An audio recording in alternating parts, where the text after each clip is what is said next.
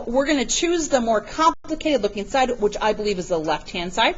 And I'm going to write this out. I'm going to write down the tangent, and I'm going to write it out horizontally instead of vertically.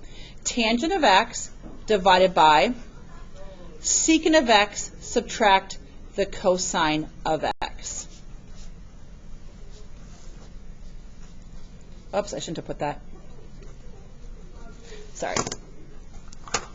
All right, now I'm going to go back and see what can I do here to work on having the left side equal the right side. Well, I know that tangent is the sine of x over the cosine of x. Emily, would you please hold? Okay, next, I know secant is 1 over cosine.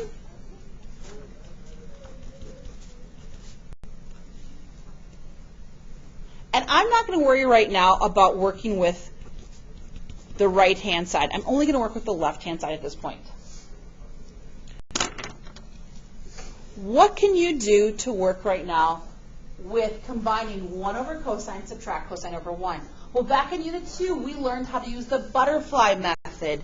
Whenever you're adding or subtracting fractions, you find a common denominator or you use the butterfly method. Now, when you use the butterfly method, recognize you must always start in the top left-hand corner. So 1 times 1 is 1. Subtract cosine times cosine is cosine squared. And then I push the bottoms together and multiply. 1 times cosine is cosine. This is what I have right now.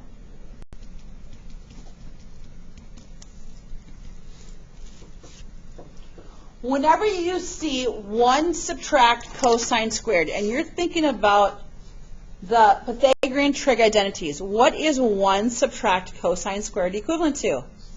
So I'm going to replace this numerator with sine squared at this time.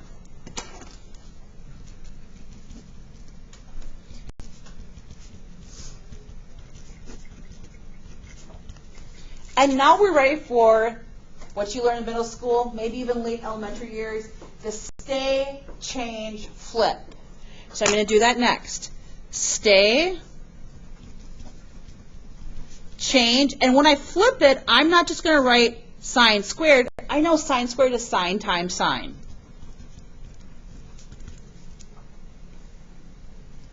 And we are now able to simplify. 1 sine on top with 1 sine on the bottom, 1 cosine on the bottom with 1 cosine on top.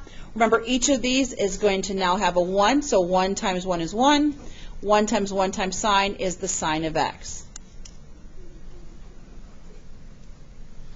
Okay, now notice that this does not equal the right-hand side. The right-hand side was secant divided by tangent. Well, what can I do here?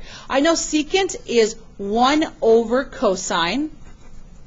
I know tangent is sine over cosine. And now I'm going to apply those elementary middle school rules when dividing fractions. We say stay, change, flip. Cosines will then be simplified, and I'm left with 1 over the sine of x equals 1 over the sine of x. And although nobody in this class has asked, I often get asked, like, Ms. Bradley, do I need to stop here? Or do I need to rewrite this as, like, cosecant of x equals cosecant of x? All you're asked to do is prove that the left side equals the right side, and I just proved that. So I could stop here, I could take it one step further, but it would be just fine to stop at this point.